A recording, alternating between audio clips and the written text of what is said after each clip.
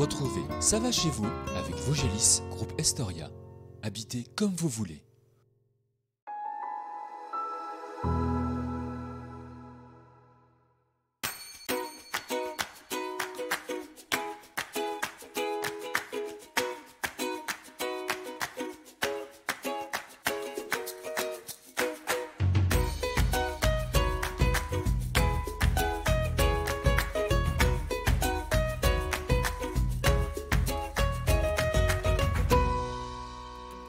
Cette semaine, nous nous rendons dans le sud-ouest du département des Vosges, à quelques kilomètres de Montureux-sur-Saône et de Darney, découvrir un village traversé par le ruisseau du Gras.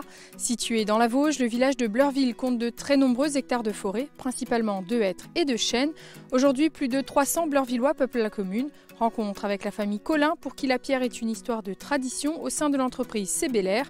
Découverte ensuite d'un patrimoine ici à Bleurville, l'abbaye Saint-Maur avec Jean-François Michel. Mais pour débuter, nous sommes avec vous, Yannick Tatin, vous êtes maire de la commune, premier mandat pour vous. Oui, bonjour. Première question, pourquoi avoir voulu être maire de Bleurville?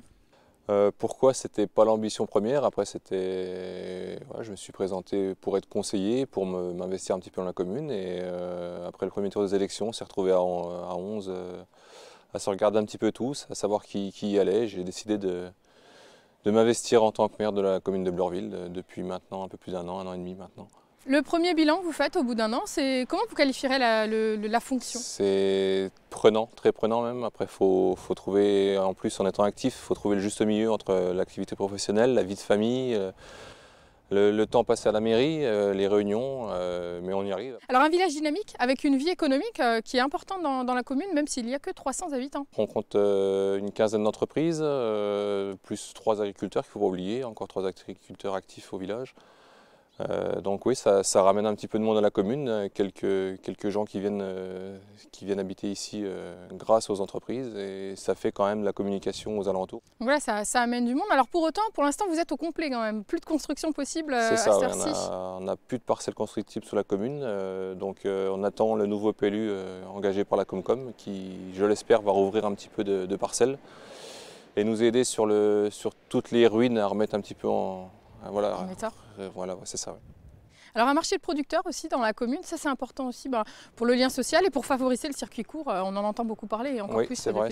Et puis ça fait un petit point de ralliement pour les gens de la commune, même s'ils se plaignent un petit peu qu'il n'y ait pas trop de fréquentation. Oui, le premier samedi du mois, c'est le marché bio à Bleurville sur la place ou en intérieur suivant la météo. Donc on peut dire que ça va chez vous à Bleurville? Oui, ça va pas mal, oui. Après, on fait pour que ça aille au mieux, quoi. Alors on fait pour que ça aille au mieux, donc avec des projets aussi, on va en parler dans un instant. Et puis on peut peut-être parler quand même de la forêt, hein, je le disais en introduction, qui est très très conséquente, oui, et c'est des revenus importants pour la commune. 575 hectares donc à gérer, il y a un adjoint qui est à plein temps là-dessus quand même.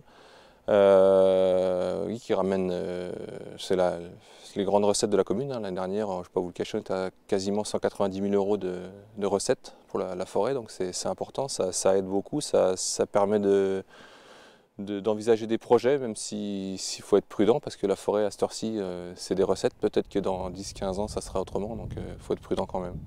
Avec le plan de relance, vous avez aussi effectué des travaux sur la forêt, enfin, en tout cas des replantations. On a réussi à replanter 3 hectares avec des essences, c'est des essais on va dire, avec des nouvelles essences par rapport au réchauffement climatique. Pour s'adapter, voilà, puis avoir ces revenus peut-être qui perdurent aussi dans les années à venir. Ouais. Donc des revenus qui sont aussi complétés avec des logements locatifs. Oui, on a un petit peu de locatif sous la commune, un bâtiment plus quelques logements. La grosse question, c'est depuis l'arrêt des écoles en 2017, on a les bâtiments à Sorcy qui sont vides. Donc il faut trouver quelque chose, il faut les réaménager. Ça va coûter un petit peu d'argent, c'est sûr, mais bon, c'est vrai que c'est le gros projet sous ce mandat, c'est réhabiliter tous ces bâtiments-là. Et donc il y en a un qui est bien avancé, les travaux ont débuté. L'école maternelle, donc ça partirait sur une MAM, donc qui devrait ouvrir cet été avec 3 assistantes maternelles qui s'installent. Puis après le reste, j'imagine plein d'idées.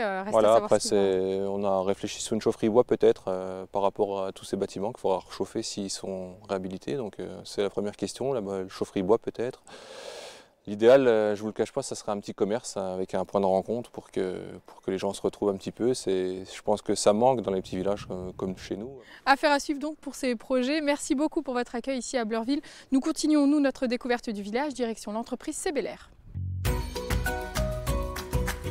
C'est en 1960 que l'entreprise Sébélair a vu le jour en Côte d'Or. La société est rachetée par Geoffroy Collin en 1971 qui la rapatrie dans les Vosges à Bleurville. Plus de 50 ans après, ce sont ses fils Jérôme et Florent qui co-gèrent l'entreprise familiale où les pierres sont travaillées avec précision et expertise. Florent, merci de nous accueillir dans le showroom à Bleurville de l'entreprise Sébélair. Alors Sébélair, une véritable histoire de famille, plus d'un demi-siècle d'activité déjà. Effectivement, oui, ça fait un demi-siècle qu'on est implanté ici. Et l'activité première de l'entreprise, c'était la fabrication des meules pour l'affûtage des couteaux. Ce genre de meules qu'on retrouve chez nos grands-parents, enfin dans les boucheries principalement maintenant. On fabrique encore actuellement à peu près 600 appareils par an qu'on exporte, qu'on envoie dans toute la France, principalement où on découpe de la viande. Donc les boucheries, les grandes surfaces et les abattoirs.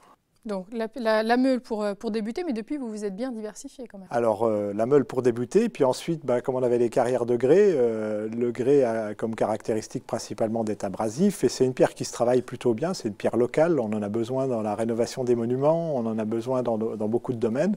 Donc à l'époque on a développé aussi la taille de pierre avec l'achat de machines pour découper et puis l'emploi de tailleurs de pierre. Donc justement, les pierres que vous utilisez, donc principalement le grès quand même?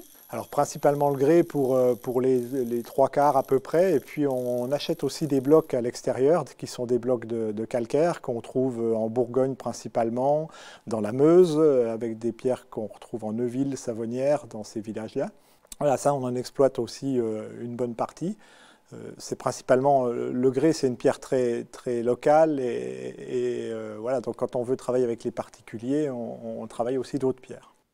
Alors le grès donc, qui est exploité dans une carrière à quelques kilomètres d'ici seulement que vous exploitez Alors on a deux carrières principalement en activité en ce moment. On a une carrière à Affrin, qui est la carrière principale, et puis une carrière à Viviers-le-Gras. Voilà. Et donc vous exploitez, alors vous avez des valeurs de respect de l'environnement, ça passe aussi par la manière d'exploitation dans ces carrières? Alors nous, on exploite avec une façon très, très douce. En fait, on fait du perçage et des câbles et on scie la pierre directement en carrière. On n'utilise pas d'explosifs. Voilà, c'est des méthodes assez douces en fait. C'est douce. On respecte ce qui est autour de nous, enfin en tout cas au maximum de. Nous, c'est un endroit où on y vit, donc on n'a pas envie d'en. Puis bon, les surfaces exploitées sont assez faibles. Ça n'a quasiment pas d'impact sur l'environnement en fait. Alors aujourd'hui, 20 salariés chez Sébélair. Quels sont vos principaux clients, la répartition entre particuliers et professionnels? Alors on travaille pour les 2 tiers pour les professionnels et 1 tiers pour les particuliers. Les particuliers principalement, on leur fabrique et on leur pose même du dallage, des escaliers, des cheminées, voilà, tout ce qui tourne autour de la pierre.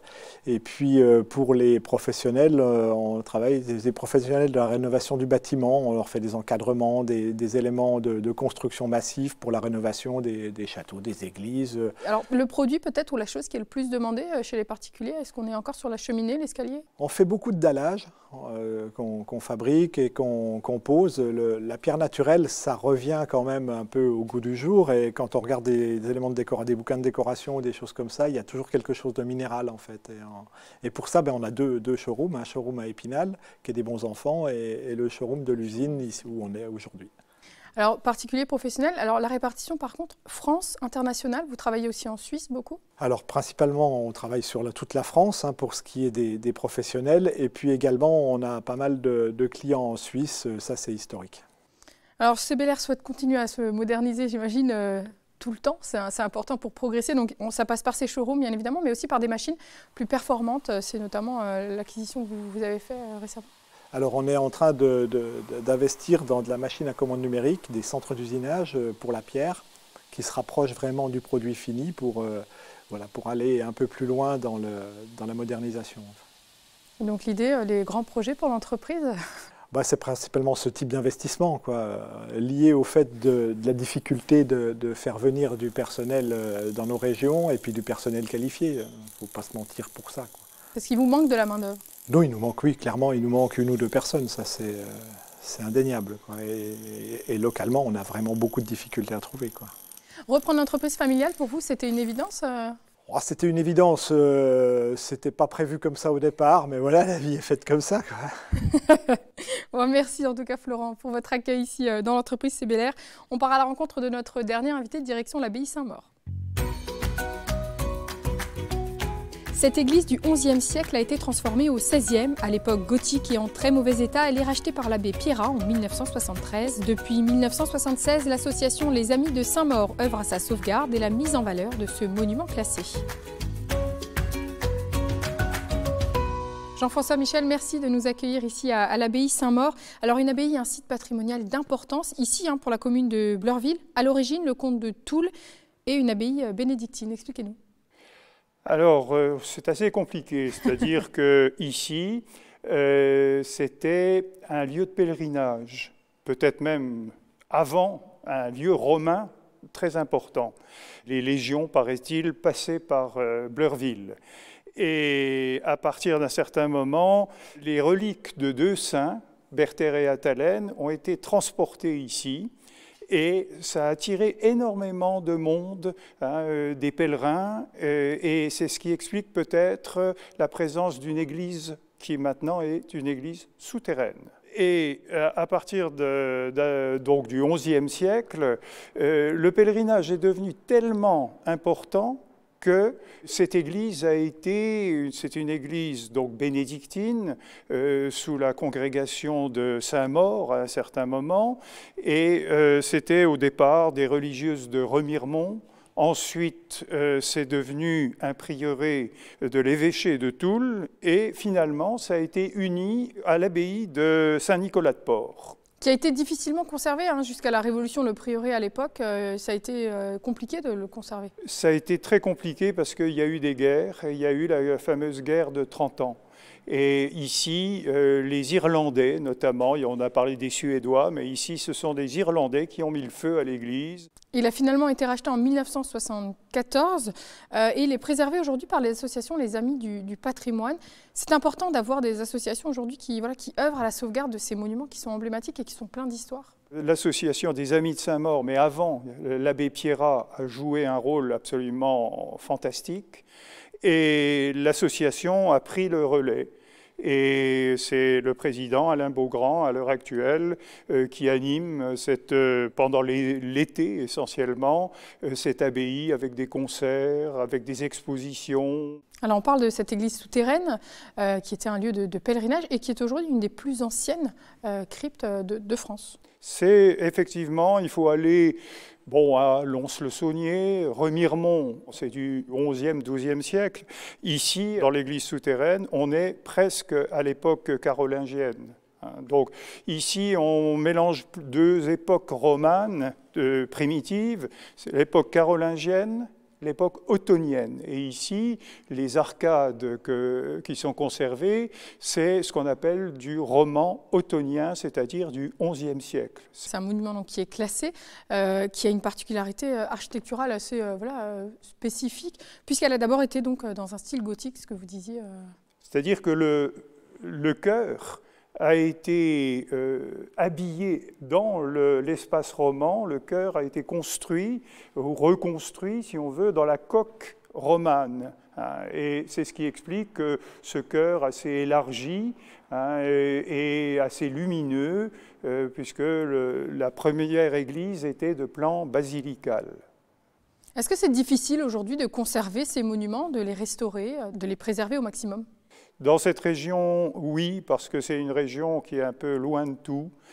Et c'est évident que les gens d'Épinal ou d'ailleurs, qu'est-ce qu'ils connaissent du département? C'est plutôt l'est du département, la montagne. La plaine est quand même très méconnue. C'est important parce que c'est des monuments qui sont chargés d'histoire, donc on a envie de s'investir, de préserver. Ça passe aussi par des petits musées, on voit il y en a un à côté de l'église, des petits musées qui rappellent certains éléments de l'histoire peut-être. Tout à fait. Ce petit musée d'histoire religieuse, c'est quelque chose qui est apprécié puisqu'il y a quand même 300 bénitiers. Il y a des fragments de l'église romane qui ont été trouvés. Et puis, il y a même des choses de l'époque romaine. Bon, merci beaucoup Jean-François en tout cas de nous avoir partagé un morceau de l'histoire de Saint-Maur. Nos téléspectateurs savent tout désormais ou presque. Nous, on se donne rendez-vous la semaine prochaine pour découvrir une nouvelle commune vosgienne et je vous dis à très bientôt.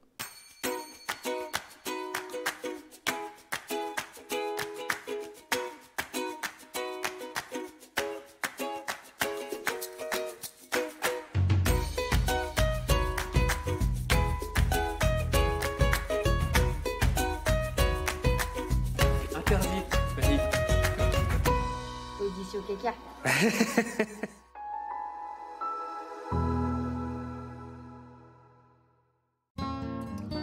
C'était Ça va chez vous avec Vosgelis, groupe Estoria, habitez comme vous voulez.